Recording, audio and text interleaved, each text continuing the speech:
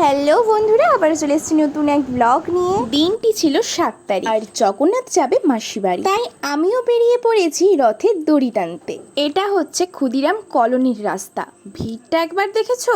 আমাদের ইস্কনের রথ এটি, আর মাসির বাড়ি আমাদের এই কলোনিতে, মানে এই কদমতলাতে। সেই উদ্দেশ্যে এখানে বড় মেলাও হচ্ছে, আর এই 7 দিন ধরে এখানে অনুষ্ঠানও হবে, মানে হরিনাম সংকীর্তন। মায়াপুর থেকে অনেক ভক্তরাও এখানে এসছে। এখানেই গাড়ি থেকে নেমে চলে গেছি রথ টানতে।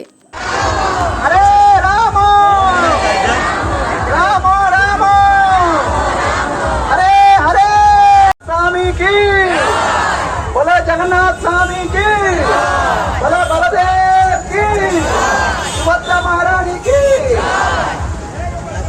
দেখেছো এখানে ভিড়টা কত পরিমাণে হয়েছে? আমি এক্সপেক্টই করিনি যে এত ভিড় হবে। তো এবারে চলে যাচ্ছি আমি যেখানে মেলাটা হয়েছে ওখানেই। এই যে এটা হচ্ছে মেলার গেট।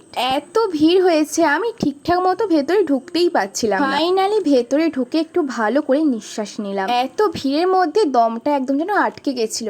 এখন একটু ঠিকঠাক লাগছে। ভেতরে কিন্তু অতটাও ভিড় নেই। তারপর এখানে এই স্ট্যাচুগুলো আমার এতটাই ভালো লাগছিল, আমি কত সময় ধরে দাঁড়িয়ে দাঁড়িয়ে দেখছি, কি সুন্দর লাগছে না? আর এবারে এখন জগন্নাথ, বলরাম, সুভদ্রাকে নামানো হচ্ছে, আর তার পাশে এই ধারের দিকে মেলা বসেছে। আচ্ছা, আমরা এবারে মেলাটা এনজয় করি। আর তোমরা কমেন্টে বলো কারা কারা এই মেলায় এসেছিলে, তার সাথে কে কোথা থেকে আমার ভিডিও দেখছো তা কিন্তু বলতে ভুলো না। এবারে মেলা থেকে আমরা কিছু কেনাকাটা করে খাওয়া দাওয়া করে বাড়ির পথে রওনা দিলাম। ব্লগটা আমি এখানেই শেষ করছি। যারা আমার এই ব্লগটি ফেসবুক পেজ থেকে দেখছো তারা চ্যানেলটি প্লিজ ফলো করে দাও, আর যারা ইউটিউব থেকে দেখছো তারা কিন্তু চ্যানেলটিকে সাবস্ক্রাইব করে দেবে, আর তার সাথে বেল আইকনটা টুং করে বাজিয়ে দেবে। Thanks for watching guys, tata.